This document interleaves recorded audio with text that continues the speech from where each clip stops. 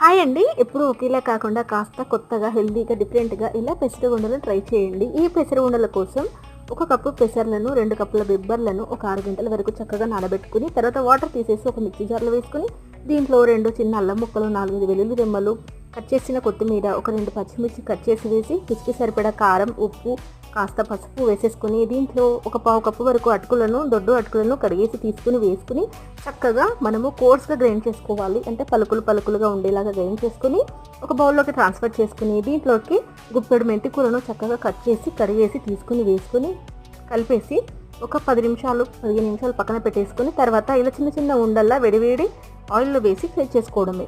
ఇదే విధంగా మిగతా బ్యాటర్ని కూడా ఇలా పెసర ఉండలు వేసుకుని 2 వైపులా చక్కగా లోపల స్టఫ్ అంతా ఫ్రై అయ్యేలాగా చేసేసుకుని సర్వ్ చేసుకోవడం. దీన్ని చట్నీతో అయినా లేదా కెచప్తో అయినా భలే రుచిగా ఉంటుందండి. పెసర ఉండలు నచ్చాయా? నచ్చితే like and subscribe. Thanks for watching.